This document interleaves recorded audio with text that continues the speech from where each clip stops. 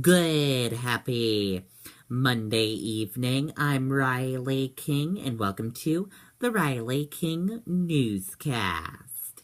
Let's get started.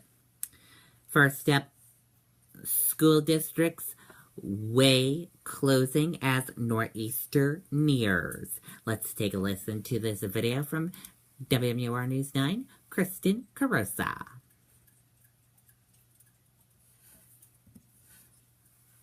With over 170 stations, NewsOn lets you watch local news from where you live, where you're from, or where you're going.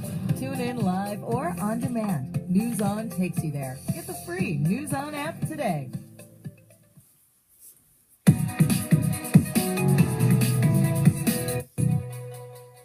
Thomas Hoisington picked up his two grandsons from the Parker Varney School in Manchester Monday, all three hoping school is canceled tomorrow. I have time to play my games, have time to spend time with family. His grandfather also likes snow days because he gets to watch the boys.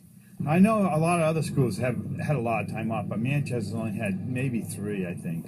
In Manchester, there have actually been 4 snow days. Tomorrow, if school is canceled, would make 5. If that happens, the last day of school would be June 13th.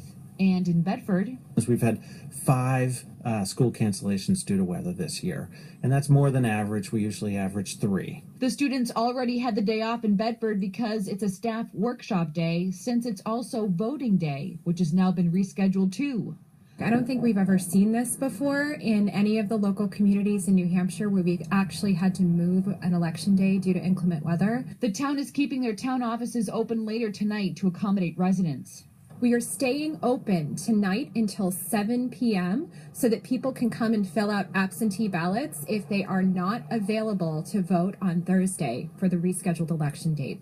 The Bedford superintendent tells us the school district and the town will work closely together to ensure that roads and school properties are ready for students' return on Wednesday. Kristen Carosa, WMUR News 9. Okay, and there you go on that report.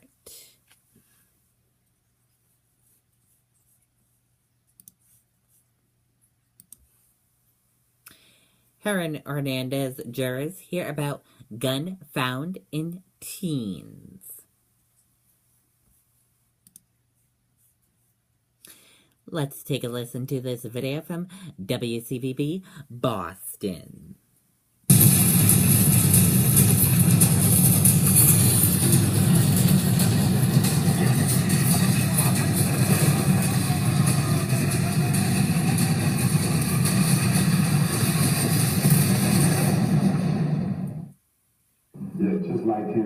First, a call for mistrial. The motion for mistrial is denied. And with that, the double murder case against Aaron Hernandez continued with our first look at the murder weapon. Taking the stand, a line of police describing the bizarre circumstances the gun was found. Safiro Furtado and Daniel De Abreu were shot and killed in the South End in July 2012. No gun was found for a year until Jaylene Diaz-Ramos crashed her car in Western Mass. In her trunk, a box with this Smith & Wesson .38 and 3 live rounds, but no usable fingerprints. You did not find Aaron Hernandez's fingerprints on that gun, correct?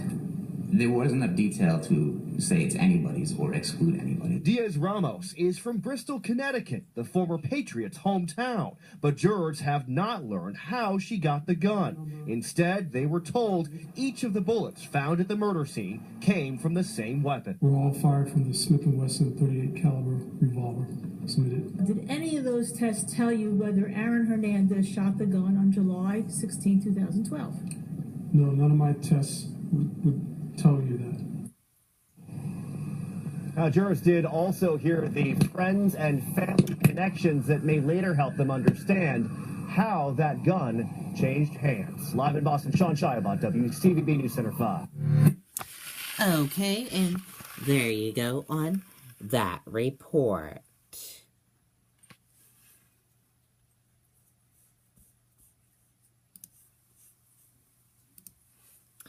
Violent home invasion ends with suspect being shot in Sydney.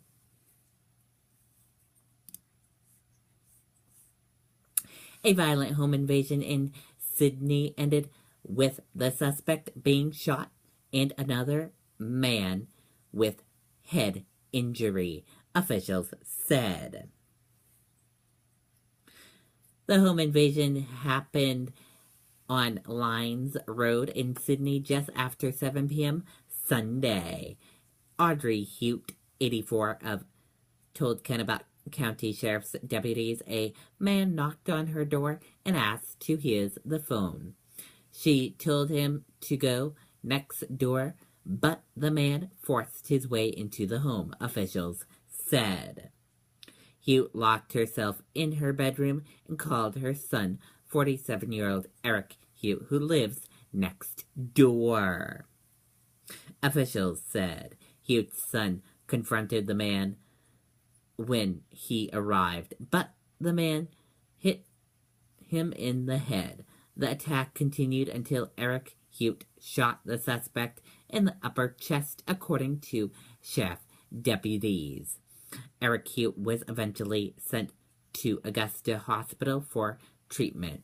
Audrey Hute was not injured. The suspect, Daquan Foster, Providence, Rhode Island, was also hospitalized.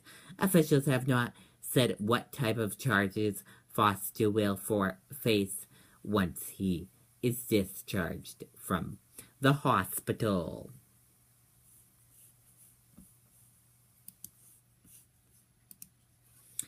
GOP bill praises premiums for older, poor Americans by more than 750%.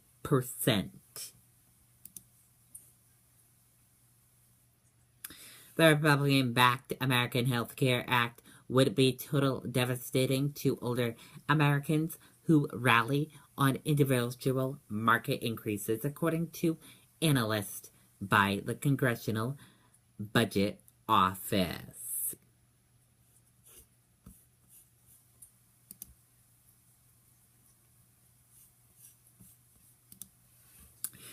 CBO, 14 million more uninsured next year under GOP plan.